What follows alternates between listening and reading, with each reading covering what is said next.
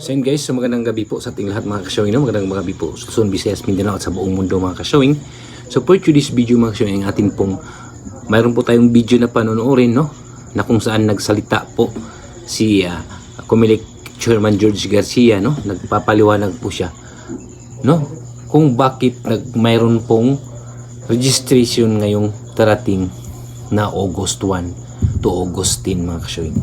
Ipapaliwanag po niya kung bakit ganun at kung bakit magkaroon ng registration mga ka-showing. So, bago natin panoorin ang video mga ka-showing, don't forget to like, share, comment, and comment down below mga ka-showing para mabasa at makita po natin ang inyong mga komento tungkol po dito sa boses at pagpapaliwanag po ni Comelec Chairman George Garcia mga ka-showing. And don't forget to subscribe. So, narito po, sabay-sabay natin pakinggan, no, ang pagpapaliwanag po ni Comelec George Garcia.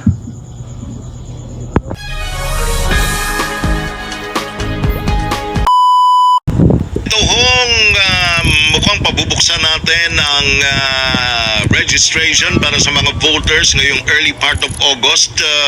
This is, part of the continuing voters registration ng Comelec, o is this specifically nakatutok para dun sa mga boboto para sa barangay at SK elections na so far ay nakaschedule sa Disyembre, Mr. Chairman, sir? Sir Alan, parehas po yan. Yan po yung intention. Pero gusto ko lang muna ilagay sa tamang perspektiba para maunawaan natin.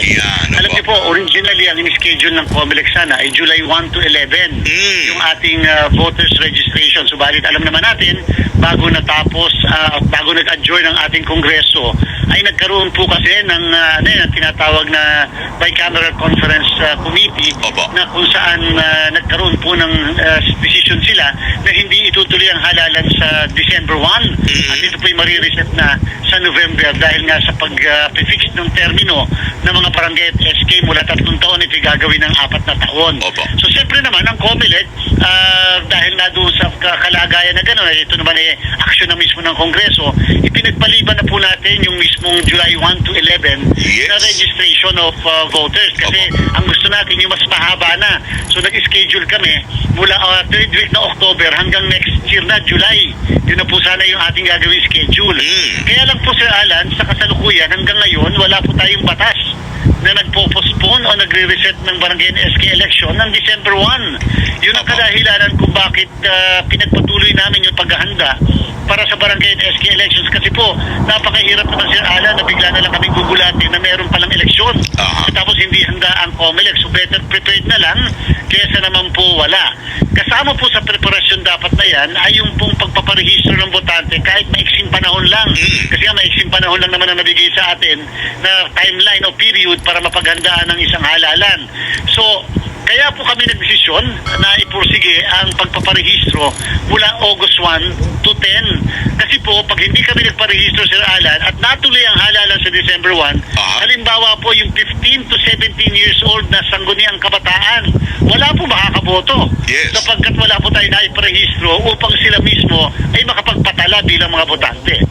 Okay, so this will be August 1 to 10, Mr. Chairman, sir.